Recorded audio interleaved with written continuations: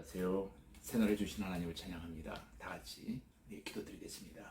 하나님, 오늘 또 새날을 주시고 새 생명 허락하시오니 감사합니다. 이 아침에도 하나님의 생명의 말씀을 사모하며 기다립니다.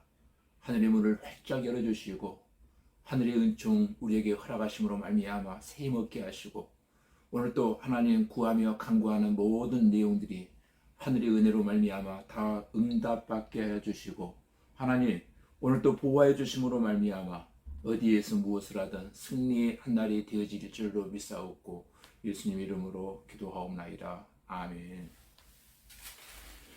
이 시간 우리에게 주신 하나님 말씀은 출애굽기 12장 43절로 51절까지 제가 읽어드리겠습니다.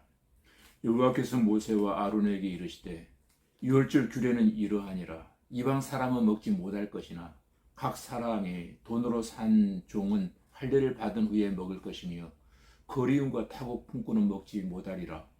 한 집에서 먹되 그 고기를 조금도 집 밖으로 내지 말고 뼈도 꺾지 말지며 이스라엘 회중이 다 이것을 지킬지니라.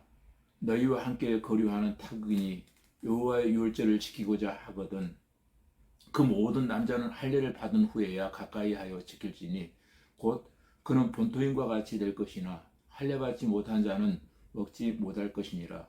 본토인에게나 너희 중에 거류하는 이방인에게 이 법이 동일하니라 하셨으므로 온 이스라엘 자손이 이와 같이 행하되 여호와께서 모세와 아론에게 명령하신 대로 행하였으며 바로 그날에 여호와께서 이스라엘 자손을 그 무리대로 애굽 땅에서 인도하여 내셨더라. 아멘. 방금 봉독해 드린 출애굽기 12장의 핵심 주제는 유월절 예식과 출애굽이라는 주제로 하나님의 말씀을 함께 나누려고 합니다. 이 시간도 말씀을 통해서 크신 은혜와 축복의 시간이 되어지기를 간절히 기도합니다.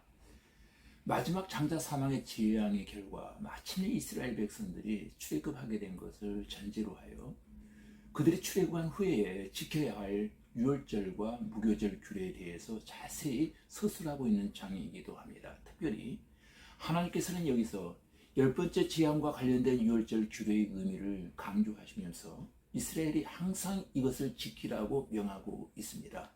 하나님께서는 완고하고 강팍한 바로를 항복시키기 위해서 10번째로 애굽의 모든 장자를 죽이는 무서운 재앙을 내리시게 되어집니다. 짐승의 첫 새끼까지 다 죽었습니다. 그런데 그날 밤 하나님께서는 애굽 사람과 이스라엘 백성을 구별해서 이스라엘 사람들에게는 사람은 물론이거니와 짐승 한 마리도 죽지 않게 하셨던 것입니다.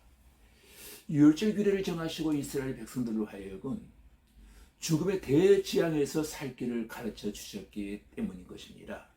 하나님께서 명하신 유월절 없는 1년 된 어린 양을 잡아서 그 피로 진문 좌우설주와 임방에 바르라고 하셨습니다. 그리하면 하나님께서 애굽 땅을 치실 때 그 피를 보고 너희를 넘어가리니 재앙이 너희에게 내려 멸하지 아니하리라고 말씀하셨습니다. 그리하여 애굽 온 천지에 사망의 곡성이 가득 찼지만 이스라엘 백성들의 집에서는 한 가정도 죽임을 당한 사람이 없었던 것입니다. 이 장자 재앙으로 바로는 마침내 항복을 하게 되고 이스라엘 백성들은 출애굽을 하게 되는데, 바로 그날의 사건을 기념하는 것이 바로 유월절이라고 말했습니다. 그리고 예수 그리스도 이전의 구약에서 복음의 진리를 가장 잘 설명한 것이 바로 유월절 어린 양이라고 했습니다. 유월절 양은 어린 양 가운데 흠없고 1년 된 수컷이어야 했습니다.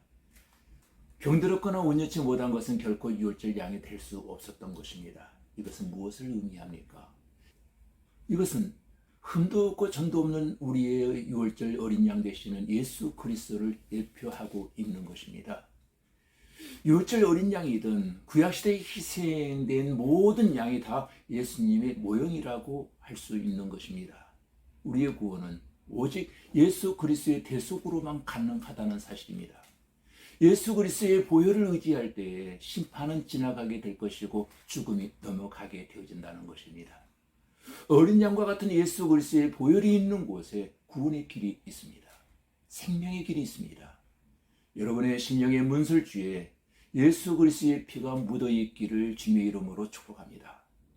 여러분의 가정, 여러분의 가족들의 심령에 문설주에 예수 그리스도의 피가 묻어 있기를 바랍니다. 그리하여 재앙이 날마다 넘어가고 저주가 지나가기를 간절히 소원합니다.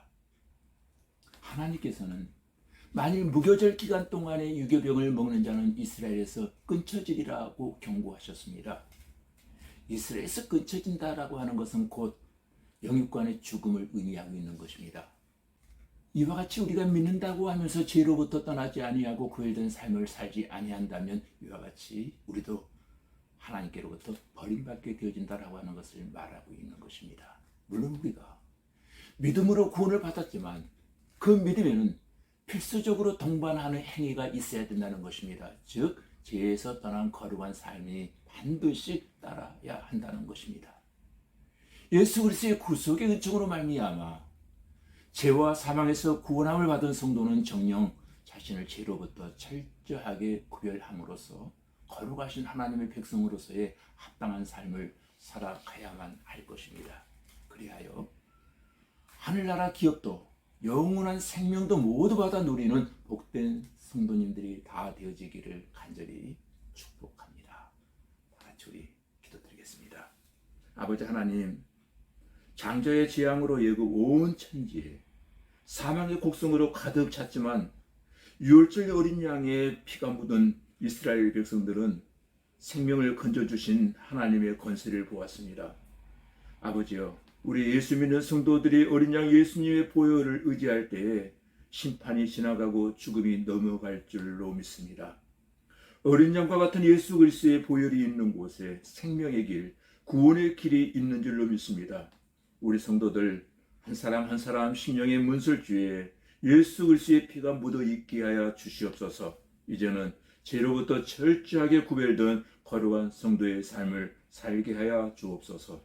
예수님 이름으로 기도하옵나이다. 아멘.